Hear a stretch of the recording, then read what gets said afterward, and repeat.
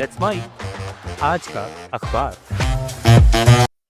आज का अखबार में आज हम आपको बताएंगे कैसे ईरान की जंग ने दुनिया को एक ऐसे ऊर्जा संकट में धकेल दिया है जो सिर्फ आज का नहीं बल्कि आने वाले कल को भी बदल सकता है। कैसे स्ट्रेट ऑफ हॉर्मूज पर बढ़ता तनाव दुनिया भर में तेल और गैस की सप्लाई को प्रभावित कर रहा है और आम लोगों की जिंदगी तक इसका असर पहुंच चुका है। क्यों कहा जा रहा है कि ईरान ने सिर्फ सैन्य ताकत नहीं बल्कि अपनी रणनीति से अमेरिका और इसराइल को चौंका दिया है। तो चलिए शुरू करते हैं आज का अखबार। नमस्कार, लेट्स माइक में आपका स्वागत है। मैं हूं Rakhi Jain. The New York Times से प्रकाशित लेख the energy crisis is going to change the world. इसमें ये बताया गया है कि ईरान युद्ध के बाद पैदा हुआ ऊर्जा संकट सिर्फ अस्थायी झटका नहीं है बल्कि दुनिया की ऊर्जा व्यवस्था को जड़ से बदलने वाला मोड़ बन सकता है।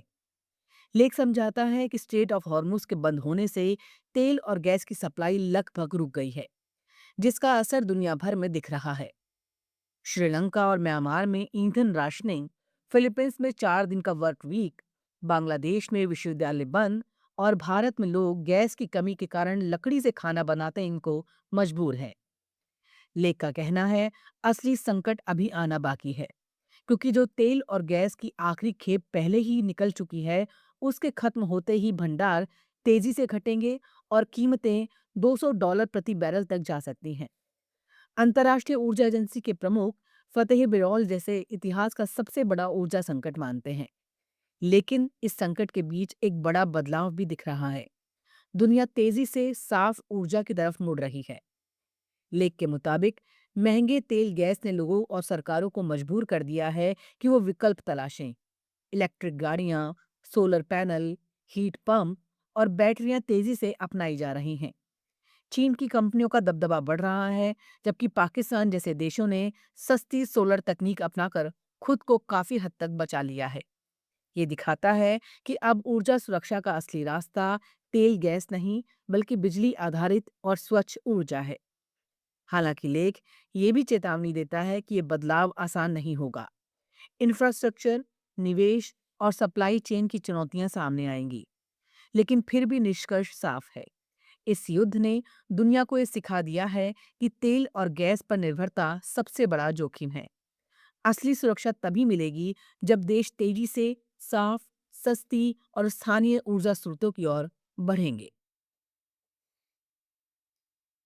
बीबीसी हिंदी में प्रकाशित लेख ईरान ने अपनी रणनीति से क्या अमेरिका और इसराइल को हैरान किया है।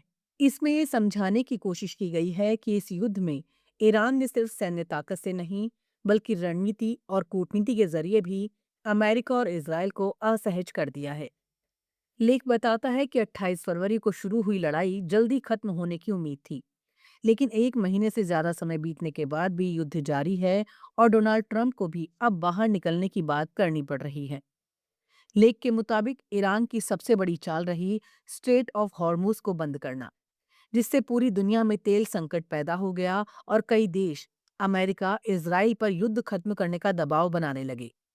इसके साथ ही ईरान ने इस युद्ध को सिर्फ 2 देशों के बीच न रखकर लेबनान, यमन और खाड़ी क्षेत्र तक फैला दिया, जिससे अमेरिका और इजराइल को कई मोर्चों पर लड़ना पड़ रहा है और उनके संसाधन बढ़ गए हैं। विशेषज्ञों का मानना है कि ईरान जल्दी जीत की रणनीति पर नहीं बल्कि लंबी और थकाने वाली लड़ाई पर काम कर रहा है, ताकि विरोधी पक्ष के लिए युद्ध महंगा और मुश्किल हो जाए।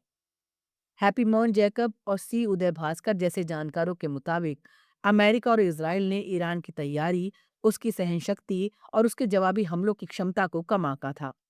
एक ये भी बताता है कि ईरान ने अपने हमलों से खाड़ी देशों में मौजूद अमेरिकी ठिकानों को निशाना बनाकर वहां की सुरक्षित छवि को नुकसान पहुंचाया, जिससे अमेरिका के सहयोगी देशों के बीच भी मतभेद उभर आए। साथ ही सीमित तौर पर कुछ देशों जैसे भारत और चीन को हॉर्मूज से जहाज निकालने की अनुमति देकर उसने कूटनीतिक संतुलन भी साधने की कोशिश की।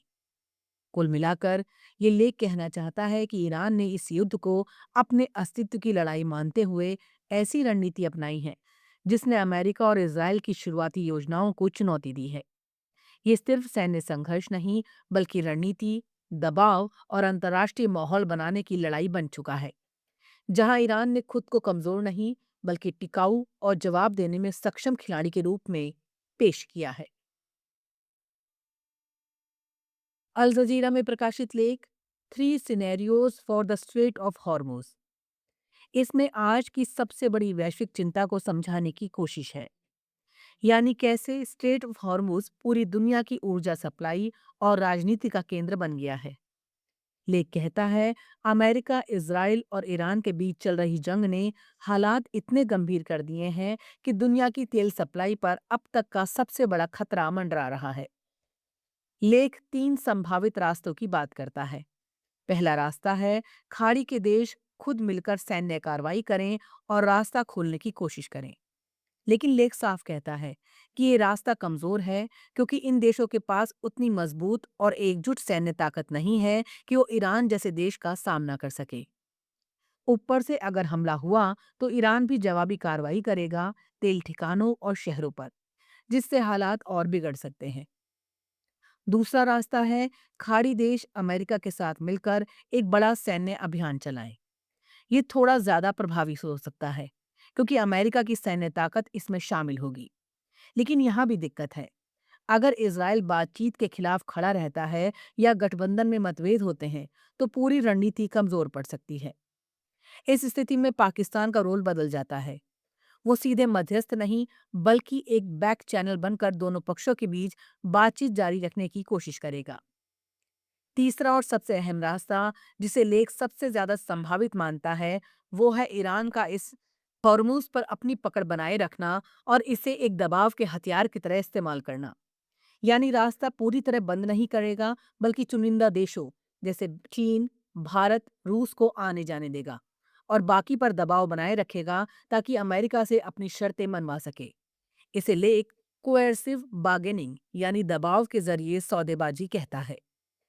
यहीं पर पाकिस्तान की भूमिका सबसे अहम बनती है। लेख के मुताबिक पाकिस्तान इस समय उन गिने चुने देशों में है जो अमेरिका और ईरान दोनों से बात कर रहा है। इसलिए अगर बातचीत के जरिए कोई समाधान निकलता है, जैसे धीरे धीरे प्रतिबंधों में राहत और बदले में रास्ता खोलना, तो उसमें पाकिस्तान एक अहम कड़ी बन सकता है। आखिर में लेख ये समझाने की कोशिश करता है, ये सिर्फ जंग या शांति का मामला नहीं है, बल्कि एक तरह की रणनीतिक सौदेबाजी चल रही है, जहां दोनों पक्ष दबाव भी बना रहे हैं और बातचीत के रास्ते भी खुले रखे हुए हैं। लेख का साफ संदेश है, अगर पाकिस्तान जैसे मध्यस्थ सक्रिय रहे और खाड़ी देश संयम रखें, तो धीरे धीरे कोई समझौता निकल सकता है। लेकिन अगर कूटनीति टूटती है, तो बाकी दोनों रास्ते, खासकर सैन्य, काफी खतरनाक और नुकसानदेह साबित हो सकते हैं। आज का अखबार में फिलहाल इतना ही। देखते रहिए, सुनते रहिए लेट्स माइक। नमस्कार। आप सुन रहे थे let's mic more than radio. Follow कीजिए हमें हमारे सोशल मीडिया प्लेटफॉर्म्स पर। It's time for news. It's time for more than radio. Presenting the first radio news app, Let's Mic. Let's Mic, a news-based app on your phone where you get to watch and listen news, talk shows, interviews, radio show podcasts. On Let's Mic, you get all relevant information of TV, print, radio, podcast, and digital. Let's Mic talks about every segment of life.